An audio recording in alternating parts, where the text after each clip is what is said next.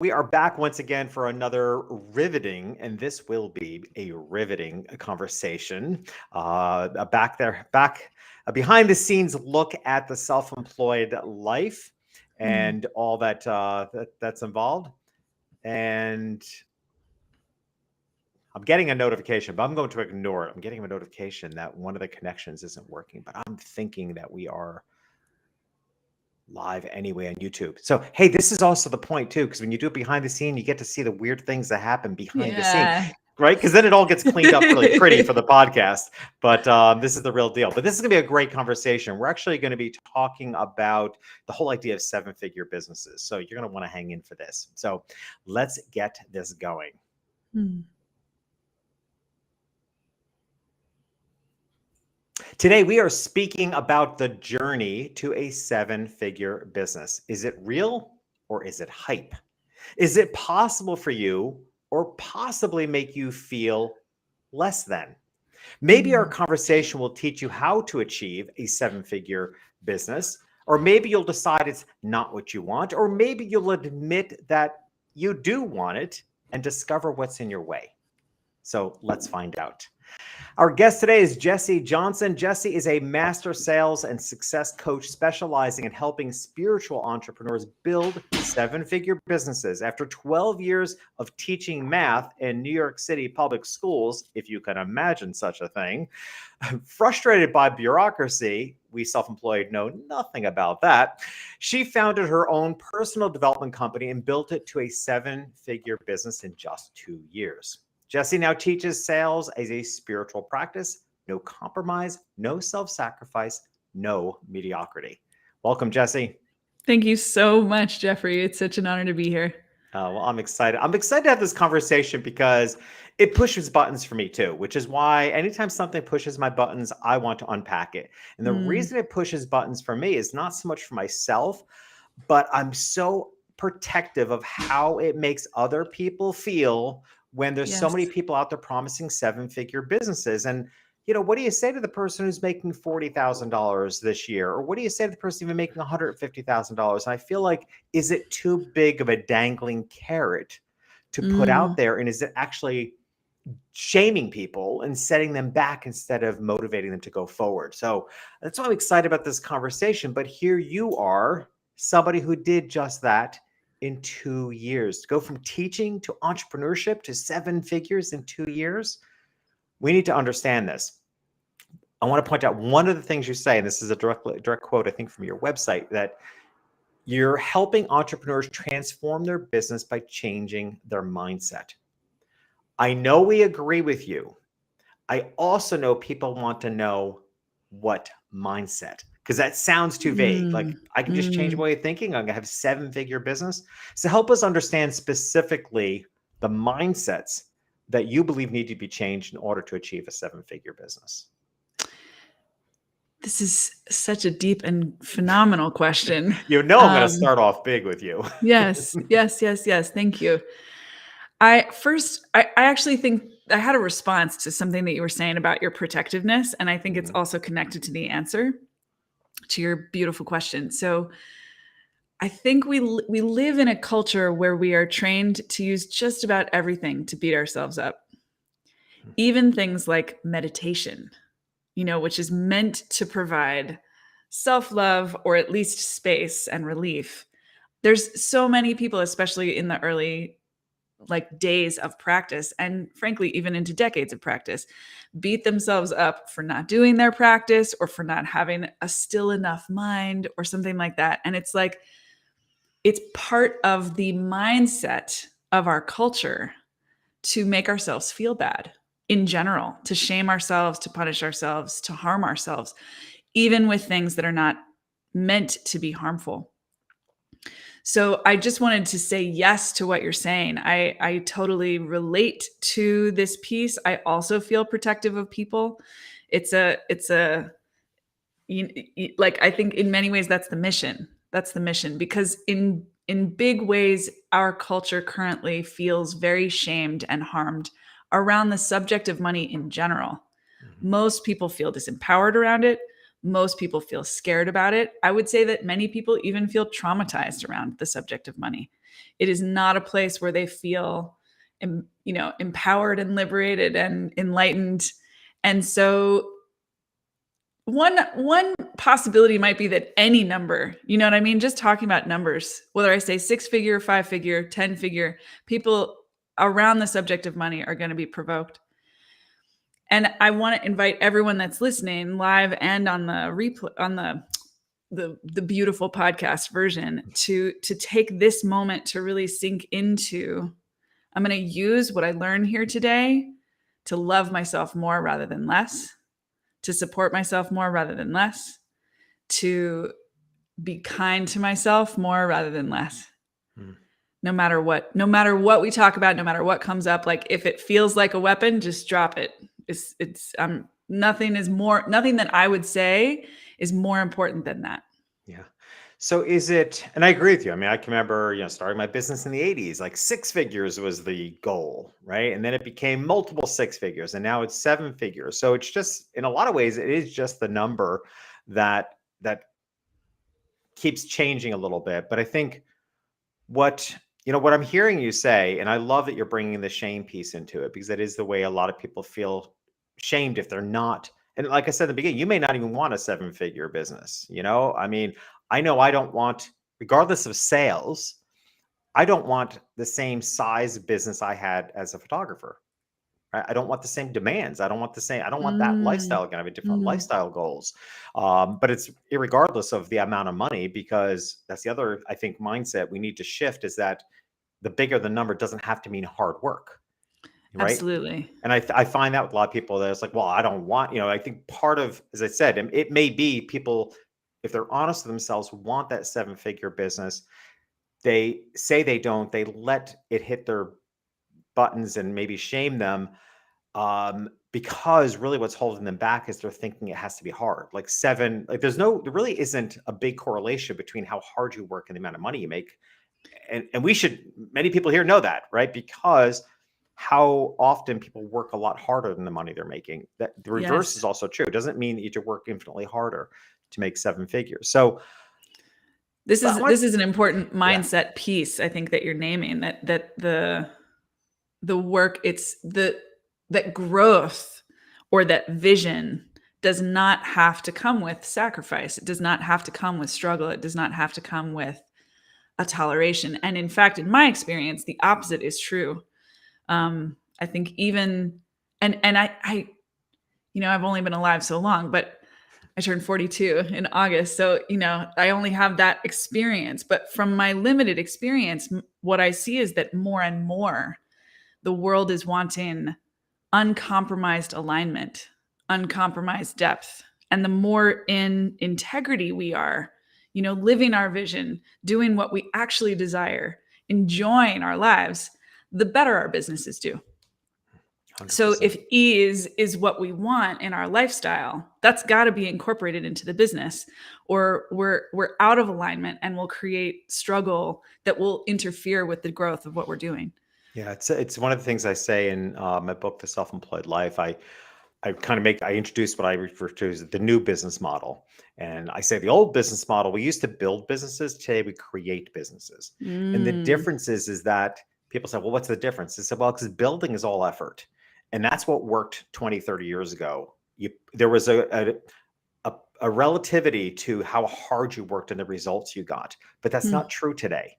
Today, you can co-create amongst the people you serve, co-create with your universe, co-create with your spirituality, and actually get significant results with greater ease.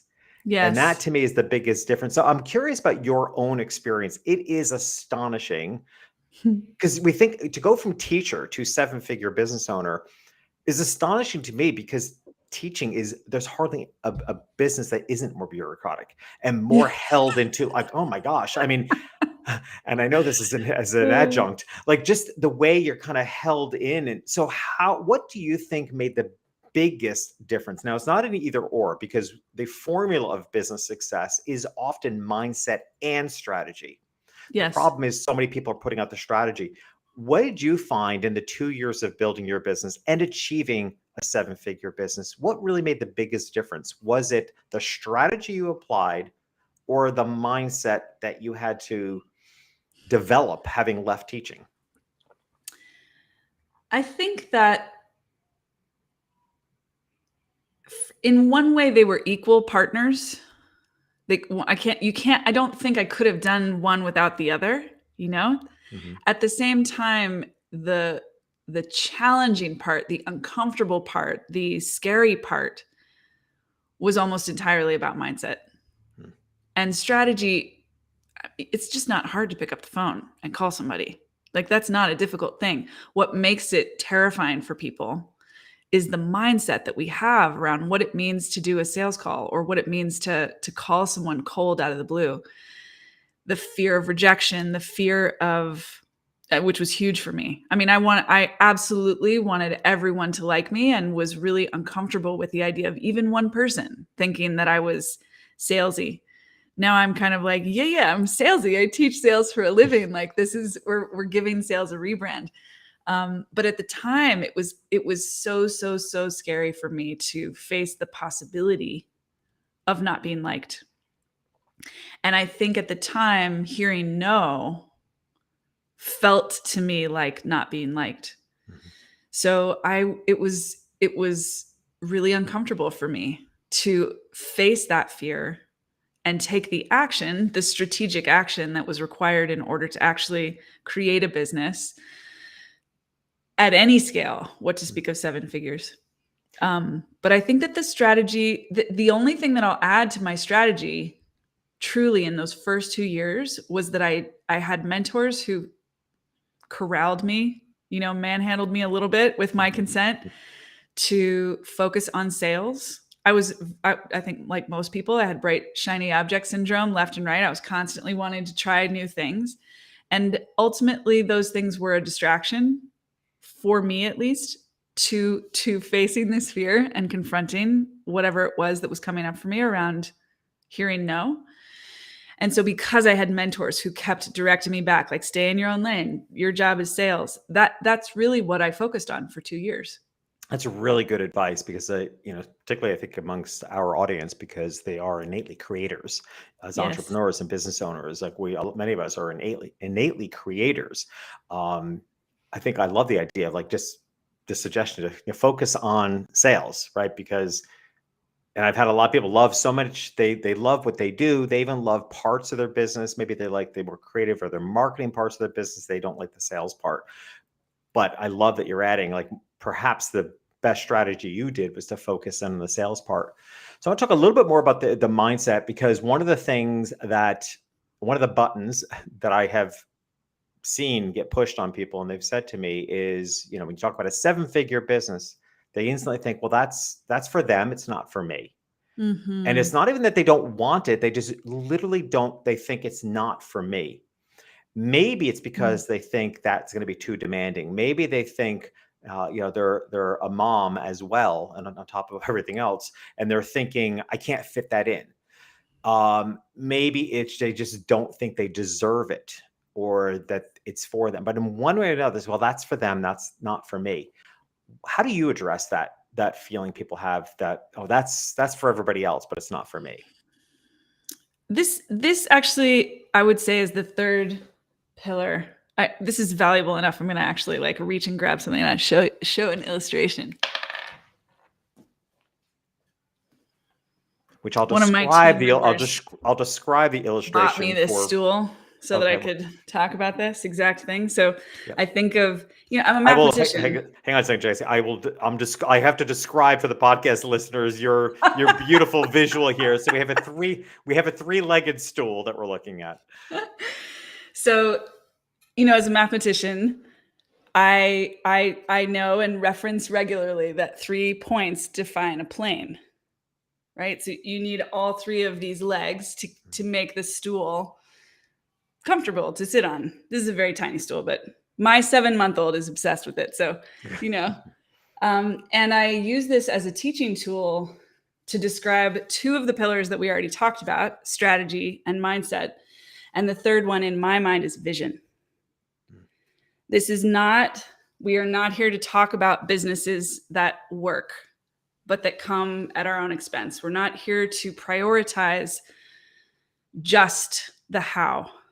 The thing that I think starts all of this, catalyzes this creation that you're talking about, is the vision that's uniquely flowing through each of us. I actually propose that if everyone on earth right now was living in alignment with their vision, we would not have any of the problems that we have. Whether it's poverty, war, injustice, all that stuff would be eradicated. That's my hypothesis. I need more evidence to prove that correct. But I that's how strongly I believe in this. This also speaks to the question that you asked. The 7 figures is arbitrary. I talk about 7 figures because I was a school teacher, and I believe that my story has the potential to help people expand their mindset and see that more could be possible for them. But ultimately, it's about coming back to vision. And what is it that each of us uniquely desire? What is it that we see for ourselves? What is it that we dream? I believe that those visions are coming from God, from source, from spirit. They're not just a selfish impulse inside us. They're our soul's impulse, and it's our soul's impulse because that's what the world is wanting. That's what the world is asking for. One of the exercises you offer, which is very familiar to me, but I want to offer to our listeners, is future self exercise. Gosh, when I was introduced to future self, it was actually laughable. I still laugh about it because when I was first introduced, just the future self exercise was way early in my coach training. So we're going back probably 15 years or so. And every time we did a meditation on future self, I wasn't wearing a shirt. I'm like, why am I never wearing a shirt in my future? Like, and then it turns out I live in Miami and I do wear clothes and shirts in Miami, but I did end up living on the beach. So there was something to that, Yes. But I couldn't figure, like, every time I would meditate on future self, I was never wearing a shirt. I didn't understand what it represented, but I'm like, why am I never wearing a shirt in my future? I love this story right? so much. So there's something funny about that. But I love, you actually offer, while it's a familiar exercise to me, you offer something that's a little bit different. So one of the ideas here, and I want you to talk about this a little further. So the way you suggest we do our future self exercise is to visualize yourself as somebody who's already done it, right? So it's to visualize your 7-figure self. Am I getting that right? Yeah. Okay. But then here's a couple of questions that you suggest that I've never heard on the future self that I really think is powerful. Like, if you envision yourself as the 7-figure business owner and really believe it, by the way, like, don't just do it, but believe it. I love these questions. First one, a little more obvious. How much wealth would you have? The second one is so interesting. It's just, how much money would you donate to causes of your choice? What I like, Jesse, about the combination of those two questions as one envisions their future self is that it kind of, as I listened to those questions, I read those questions, I think it kind of increases what I refer to as the deserving ceiling, like the ceiling we have over our heads that's been predetermined about how much we think we deserve. If you imagine how much money you'll give away to good causes, that ceiling just suddenly becomes so much bigger and broader. I love the tangibility of that. So tell us more about your experience personally with future self, and then also how you work with your clients and the power of it. Similar to your story about the shirtless future, I find both for me and my clients, there's always an immediate response. It's very, very unusual that people are invited to connect with this part of themselves and they just get nothing.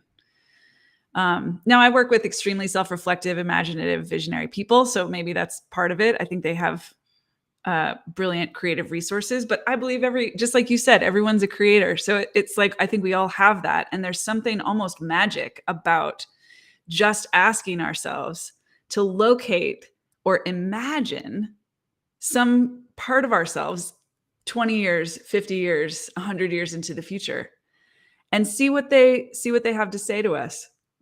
It's like in my mind, it's a portal to ease. Mm. There's something that is revealed in that without any effort on our part. And I think that that's also where that prompt that you were referencing comes from, the one that has already done it, because the future self has already taken every step that we have. They are us. Yeah. They Well, just have also taken yeah. every other step that And you lays in front beautifully of say us. that in one of your blogs or somewhere you say, which is really true. It's like if you envision your future self and ask your future self, how did you get there? Right? It's in a way that practical. Like, what steps did you take? If I am you in my future, how did you get there? And honestly, there's a really practical business question to or answer to Yes. that question. Like, Yes. how did you get there? And I'm realizing also you used another term that I really loved, and it was having a surplus mindset. And that's why this question about asking your future self, how much money would you donate to causes of your choice? The reason I find that so powerful is it actually speaks to surplus. And of Yes. course, what we hear more often in the world is having an abundant mindset. I actually think at this point, having an abundant mindset has become another deserving ceiling. Even if you've decided you deserve abundance, it tends to be to the degree at which you're going to keep it for yourself, to the degree that you're going to live abundantly. But a surplus mindset blows that deserving ceiling up. If you now imagine you have not only what brings you abundance, and you have surplus left over to donate to causes of your choice, that's why that question really stands out to me, because it actually goes beyond, I think, an abundant mindset. There's something important that you're pointing to also that I feel like I'm learning as you reflect it back to me, which is that I think a lot of people, well, let's be also clear, a lot of the people that I work with, when they meet me or when they start their journey as a business owner, they often have really low deserving ceilings. Mhm. Am I using your language right? Yes, and I agree. So, me as a teacher, I think I actually made more money than most of the people in my spiritual community or my artistic community as a teacher in New York City, making, $60,000, $70,000 a year. But as an entrepreneur, there's nothing to laugh at, but that's not the kind of money that is possible as an entrepreneur. And many people that I have started working with have been making $20,000 a year when we begin. So there's a real, I would even go so far as to say, poverty mindset or attachment to scarcity, attachment to lack. And when I ask them to think about the future or think about the money that they want, oftentimes it comes with this sort of fantastical idea that they would have it and never spend it. Mhm. Interesting. And Mhm. part of the mindset training is like, no, when you make 7 figures or 8 figures or 500,000, whatever the number is that you truly desire, you're going to spend all of that. Even if part of that I'm calling spending, like putting it in savings or investing in cryptocurrency or whatever it is that you want to do, it's going to move. The money wants to move. It's not going to like hole up in a corner in your house and you're just going to count bills. Like that's just not how it works. And so I think whether it's thinking about philanthropy or thinking about the money that you want to invest in team or the money that you want to spend hiring the best possible coach to guide you in writing the most beautiful book, like all that stuff is important to vision or connect with when you're talking about the future vision of money. Otherwise, there's that fantasy piece gets built in and it will never happen. Yeah, I think in some ways, I think an abundant mindset has become, again, it's just another deserving ceiling. It's become another ceiling. And in a way, it's the fantasy. Like, I'll Yes, I agree. but I love the idea of a surplus mindset, right? Because, and it doesn't mean the surplus you're putting under the mattress. It's the surplus that you then can move that money more freely, because it is nice having surplus, and Yes. you can move it around. You can choose to donate it. You can, just look at your life a little differently. And I do want to let's talk about the fantastical side for a moment. So let's get kind of practical, because, we can have all the mindsets, and while I absolutely agree, I mean, it does a lot of the work. We also have to have something that's very marketable, something that's in high demand. We also have to have a significant source of leads. Like, I also want to caution against the idea of mindset being everything and everything else comes into place. I have told the story before that when the movie The Secret was really popular, I I saw it as a teaching opportunity for my kids. So I made my kids watch this deep, profound secret movie, and they were way too young for it. But they took from it what they could. And at the end of the movie, my daughter, who's still very true to this personality today, the movie's done. She goes, "So if I close my eyes and imagine jewelry, I'll get jewelry." I'm like, Wow. I'm like, that's actually not what I intended, right? Because then I'm feeling like that's Mm. not like, where's the effort? Like I knew my kids were growing up with a certain degree of privilege. I didn't want them to be entitled, right? There's a difference, and I didn't want them to be Mhm. lazy. So I immediately got concerned that I gave her the wrong lesson. I was like, no, it's effort. And then I just started teaching my kids constantly. You have to meet the sun halfway. Like that became the new line. Like you have to meet the sun halfway. Like your life is shining on you, but you have to meet the sun halfway. So what about the practicalities? Like there's one thing to have the mindset, but you also have to be marketable. There has to be a demand. There has to be leads. How do you help people navigate those two realities? This is such an important question because without the language that I use for this is action. That there is no business without action. Mhm. Mindset is essential. And I think that what action we take is directed by our mindset. And so in that way, it's really, there is maybe a chronology that mindset comes first. I think I can stand behind that. But if there's no action, there's nothing changes. And this is really important. You know, people will be listening. What you and I are talking about right now, Jeffrey, is enough for someone, maybe hundreds of people, maybe thousands of people listening, to go and change their relationship to money and make significantly more. But it's very easy to just listen and do nothing. Right. That is actually part of, also, I think, the culture, the unconscious culture, the toxic culture that we are living in, is to take in and not contribute. Mhm. So action is essential. And so my proposal here, this is what I practice, this is what I teach, is that anytime you learn something, first of all, it's a celebration. Anytime you got a big insight, anytime you get big clarity, like, oh, this is who I really want to work with, or this is how much I want to make, immediately the way to bring that into form is to take action in alignment with that. When you realize that you want to work with a particular coach, you best pay them. Like that's the action to begin that work. When you realize that you know exactly who you want to serve, you best start talking to those people. When you realize that you want to write a book, you best carve out time in your calendar to write. Like it, otherwise it's all fantasy. Mm. All Love that's that. the difference between fantasy and form, is our willingness to take action.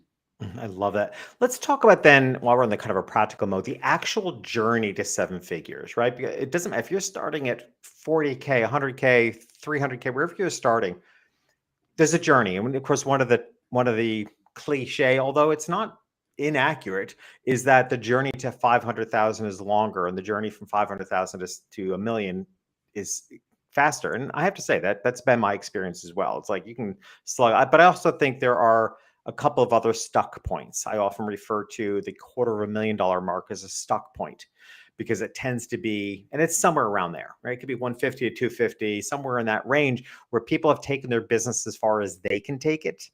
Mm. And the only way they're going to break that stuck point is when they start hiring other people. Right. Mm-hmm. Mm-hmm. There's a certain pattern, and I'm just kind of curious, again, reflecting on your own experience as well as others. Tell us the actual journey, because it's not like you went from 40,000 and woke up the next day in seven figures. Tell us a little bit about even in your case, the 2-year journey Yeah. and the stuck points and the breakthroughs that you had to go through. First of all, I just have to say I'm fascinated by the milestones that you're aware of. I want to take the webinar on this because I don't know that I haven't looked at it through that lens. So I'm just really interested in what you're saying. For me, I was still working in schools when I started my business. I was full time. At the time, I was actually coaching math teachers. So I was traveling all over New York City. Sometimes I'd be on the train for 4 hours going from the Bronx to Queens back to home in Brooklyn. And I started building this business at the same time. I knew that I wanted to leave schools And I also knew that I wanted to have proper time to say goodbye to this 12-year career. So I think I started actually getting involved in sales conversations, which was how I started in January of 2016. And I was working in schools, right? So I'd like, that was full on for me. It was a lot to be basically working 2 full-time jobs. I started selling coaching programs for between $3,000 and $5,000, which was an enormous amount to me. Like, I didn't know you could do that at the time. I was used to, I taught dance classes and meditation classes and various other things. And I was used to teaching, for $15, $20 for a session or something. So it was a radical change for me. Over that, so that spring, I probably made, I don't know, maybe $50,000, which is not nothing. I mean, that's a huge thing. But I was also spending a tremendous amount on coaching. So it wasn't like I was experiencing a dramatic change in my lifestyle, but I had rented an office. So I wasn't working out of my bedroom, which was a big deal in New York City. To rent additional real estate is like, whoa, it's very radical for me at the time.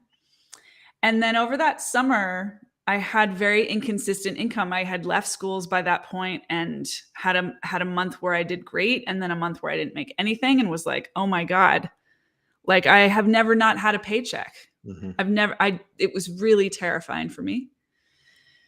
We moved to LA from New York that summer. And I think that something about that like $0 income month was actually just what I needed in order to catalyze a commitment. Like, I am too terrified. I am more terrified of making zero money than I am of facing my fears of rejection. So I really like buckled in. I signed up for a couple of different sales programs and like really started deeply studying sales. And I think so let's say maybe 8 to 10 months into those first 2 years was when I realized like this actually has to be a devotional act.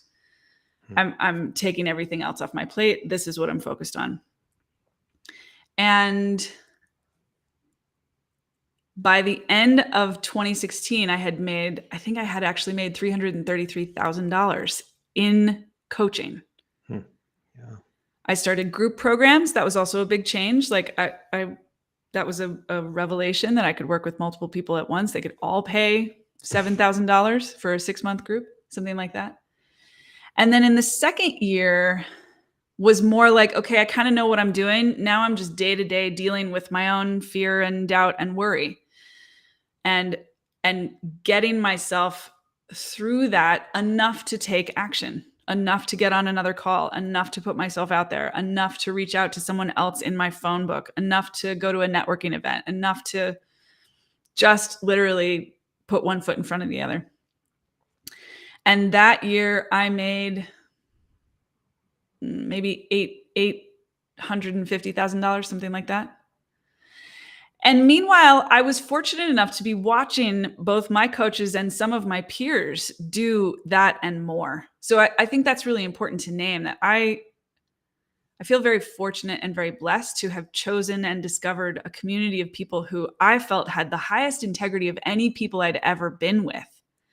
Very spiritual, very service-oriented, and making millions. And so for me, I'm glad this came up, because for me, the 7-figure mark also was a pointer to a certain level of consciousness that really inspired me as a spiritual seeker. Was really like, I want that. It's not so much the wealth. I don't really know what it means to have 7 figures. This is at the time. But I want that consciousness. I want that freedom. I want that generosity. I want that amount of presence, because these were some of the most present people I'd ever known. And so I just knew that I could do more. I knew if they could do it, I could do it too. And but you also did a couple of key things that I want to point out there too, is that you developed services that fit an audience, that created a demand, and you charged enough. Yes. Right. So there's a combination of elements. I said there is the mindset, as you said, if you had to lay it out as a sequence, you would put that first.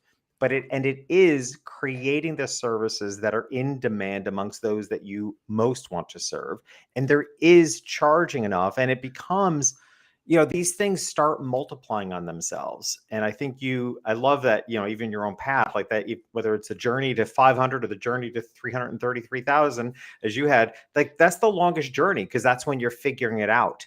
But when you figure out who you're meant to serve, what you can create for them that is in high demand and charge the right amount, that's why it might take you to 300, 400, $500,000 to figure that out. And when you do, when all three of those gears interlocked are working together, that's exponential growth. That's when you go from $500,000 to $1 million. That's right. So you did some very Yes. important strategic things there too that I wanted to point out. I really appreciate you calling it out. I think that I actually, again, math teacher, I have a hashtag, do the math. That's to me one of the most important things in terms of strategy is actually making sure that the amount that you're charging and the number of people that you want to be charging that number to, it's possible to get to that number. Yeah. We actually just in our last training call for the Self-Employed Business Institute, the last one too, when we're recording this, was, I said just that. It was about business model. And my number one thing was to say, do the math. And I actually go as far as I make everyone, or my students refer to it as transactions. I'm like, I know you have multiple income streams. You have multiple levers as I describe them. But for right now, let's just call them transactions. Because what it really comes down to is number of transactions, income per transaction, and do the math. Does it add up to the 7 figures? And I like calling it transactions initially because it kind of impersonalizes the different income streams. Then you can break it out and look at the different income streams. But in the beginning, it's do the math. How many transactions of business at what average price to add up to that money? And if that doesn't add up, then you have to keep working out the formula. That's right. You're reminding me there was a moment in that, I think it was in that first year, in the fall of that first year, where I talked with my finance person who I'm actually still working with. Who's really like the oldest relationship in my business. And she looked at these different, you could say income streams, these different programs I was doing, this kind of group and this kind of retreat and this kind of one-on-one. And she reflected back to me, Jesse, like you should be selling more one-on-one. That's where your money's going to come from. And at the time I was very resistant to that. Not that I didn't want to do one-on-one, but that was not how I was used to thinking. I was thinking more, again, from vision, like I want to do these groups and I want to like that. I was really passionate about the curriculum. I got really excited about ideas. And her saying that one thing was a very strategic moment in my development. And I took her advice. I mean, again, my math skills, I think, have been useful to me. I could see what she was pointing to very easily. There was a evidence to support her argument. And I think in one way we could say that, like that was the shift in the second year, was that I focused on selling the thing that was actually going to generate the most income.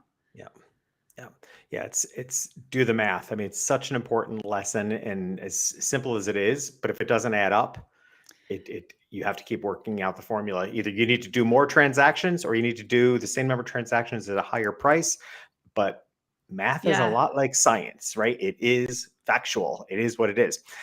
So you refer to, which we touched on a little bit, but I kind of want to hone in a little bit more because I think it's so valuable. You referred to as kind of a new version of success, just as I had the same, I've been in business nearly 40 years. And one of the benefits of, I was such a kid, obviously, when I started, but it's such a beautiful opportunity to see how the energy of the world has changed. That's been my greatest joy over the 40-year span, is to see how the energy of society and the world and the universe has shifted and how that's affected business, right? And the simplest example I give is that we used to market to people, and now we have to enroll people, because if you try marketing at somebody, they feel that energy, they back up. People, the phrase is, people used to hire you because you're the best at what you do. People don't care if you're the absolute best at what you do if they don't like you. Today, they have to feel like you get them and you're good at what you do. right? Mm, And mm, making people feeling like you get them is greater than trust. Trust is a pretty low bar at the end of the day, in my view. It's like you have to get people to feel like you really get them, and you have to do the work to actually get them for them mm. to feel that cleanly. It's So I love your powerful. idea. There's so many things about the new version of success, and you talk about ditching an old paradigm, which I love, just the whole idea of referring to as a paradigm. Mm. The old paradigm, which emphasize struggle and self-sacrifice, and step into authentic entrepreneurship. I would love to get your definition from you, like, of what is authentic entrepreneurship. I love this question. This is why I end up, even when you ask me a question about strategy, I still end up talking about the personal development work or the mindset, because I really feel like this piece that you're talking about, that's how it becomes strategy. Because if we are trying to perform the role that is not actually who we are, it's incredibly difficult. That is the hardest work we can do, is play the role. Becoming ourselves, once again, can be pretty confronting and terrifying, but it is what is most sustainable. Authenticity is at the heart of sustainability. And so as a business owner, to prioritize being who you are, serving who you actually enjoy serving, doing a service that you actually enjoy providing, there's nothing that will beat that. And there has to be action, of course. But Mhm. we're talking about foundations here. Yeah. And part of what I have been inspired by, and why I liked hearing you talk about this, sort of the history, the lineage of entrepreneurship in your experience, is because it gives people hope to hear what you're saying. People want their true selves to be the thing that they get to lead with. But I think, anybody who lived through the 80s, we learned that selling out was the only way to make money, that actually sacrificing our integrity or sacrificing our authenticity was the only path. And so I love that we're living in a time where there's a movement. It's not just a couple people. There's a true movement that is not only pointing to something else, but living something else. Yeah. I People love hire that. me on a Mhm. regular basis because of what you're saying, because Yeah. they appreciate my authenticity and they believe me when I express myself. They feel seen and gotten because of how authentic I am. Yeah. It's such a relief. Yeah, Such a it relief. is a relief. And I say, if people make an energetic decision whether to hire you or buy from you in ways that they never did before. And that energy is leaping off of you and your authenticity. It's leaping off the pages of your website too, which is why I wrote my first book, Lingo. Like, you need to learn Mm, to speak the lingo. Like, there's, in fact, somewhat recent research by Forrester Group claims that people make a decision 70% on their own, that they're going to hire you, before they reach out to you. So you have to question. That's why I focus so much on messaging. You have to question, where are they getting that information? Where are they getting that energy from to make a 70% decision whether to even contact you? Right? That's really important. So the energy is coming off your website. It's coming off your marketing, which is coming off your social media. The energy is coming off of everything that you're putting out. I think, particularly for my audience of self-employed business owners, your audience of spiritual inclined people, what a beautiful time this is to be in business. And I hope it never changes and he keeps getting more so that way, because I'll tell you what, I built a business in the 80s built on an image, built mm, on a very high-end image. And there was an authenticity to it. There was nothing false about it. But I sometimes wondered, are people seeing me? Are they, mhm, am I actually got to the point of questioning, am I being hired because I'm a really good photographer, or am I being hired because I had built a business on an image, and I wondered, or am I just the right name to associate with your decision? Right? Which mm, was a big thing in the 80s, was to build kind of this brand image. Ultimately, and I actually tested it and ended up, what if, hey, you know what? Garth Brooks did this. I think it's kind of fascinating, right? Garth Brooks, at the peak of his career, early on in the peak of his career, he's never really kind of come off the peak, but early yeah, on in his peak of his career, he put out an album under another name, because he wondered, do people like him because he's Garth Brooks, or do they actually like his music? Mm. And I can't remember the name he put the album out under, and it did moderately well. It wasn't like a Garth, but for a first time album from somebody nobody knew of, it did well. And it Mm. was the validation he needed, that people actually liked him for his music. And the fact that he was a brand that people liked only accelerated his brand. But he was being hired, he was being listened to because people liked his music. And that, I think today, just is such a beautiful opportunity to know that people, it's challenging and a beautiful opportunity to know that people are hiring you because they genuinely feel your energy and it's something they want to be around. It's so beautiful. There's something really sweet and tender about what you're saying also, that we get to be ourselves in that way also, and want to be seen. Yeah. Yeah. Our Well, own I'm desire an to be eternal seen. optimist and I will never give up on my eternal optimism. But I truly think, like, there's just, every year that's gone by, I kept saying, I'm happier to be in business today than I was 5 years ago, 10 years ago, Me 20 years ago, too. 40 years ago. I'm happier to be in business today because I like it. Does business have its challenges? Are we facing pandemics and economies? Sure. I am happier to be in business today than at any other time in my 40-year history, because I love that people are basing their decisions on actual genuine connection and authenticity. And this is who I want to be in the world. And I only want to be in business because of who I want to be in the world. Amen. Right. So, all right. So, So powerful. well, this has been a great conversation. But before I let you go, I'm going to ask you our final question, which is, what's one thing about you that says everything about you? I got stressed about this question. And we actually, I will claim the thing that came to me first, which is sales is a spiritual practice. Sales has been my love in the last 7 years. It has become a crucial part of my life, a representation of what's possible in the world, a container for vision and movement. And sales as spiritual practice, because in my life, I am a spiritual seeker first and foremost. I want my life to be lived for something bigger than myself. And so I think everything can be spiritual practice, from meditation to parenting to psychedelics to business to sales. And so this phrase is, you said it in my bio, and it's really central. And I'm claiming that I think that everything that people truly love about me, truly enjoy about me, feel really resonant with, whether they know it or not, is sales as a spiritual practice. I love that. That's awesome. So, Jesse, tell us how we can find out more about your work, your services, and what you do. I'm everywhere: YouTube, Instagram. My website has all of that housed. JessieJohnsonCoaching.com, or handle Jessie Johnson Coaching. So Awesome. Well, we'll make sure yeah. the links are also available on our show notes. So you can go to jeffreyshaw.com/podcast and get the notes there. And hey, for you folks listening in at the time of this broadcast, we are just 1 week from the next cohort of the Self-Employed Business Institute. And it is a remarkable 5-month experience between blending group experience, one-to-one coaching, and hey, it's something you said sales is a spiritual practice. So is, I believe, letting people know what you have available to them that can change their life.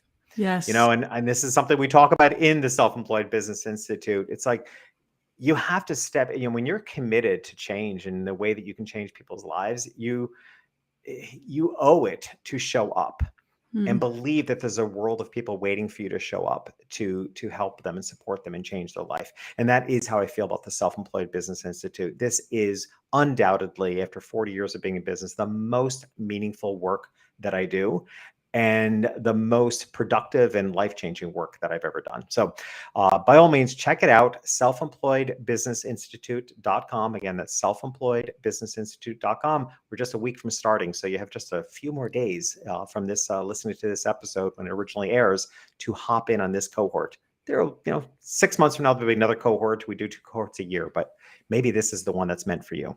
Jesse, thank you so much for being here. It's really been, like I said, I'm glad to take on the challenge of, all the buttons. Hopefully people start exploring the idea that there's no need to have any buttons about a 7-figure business.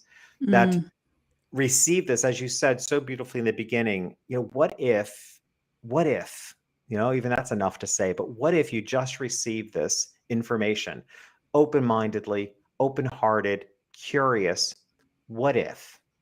It's Mm. all possible for you. Thank you for being here, Jesse.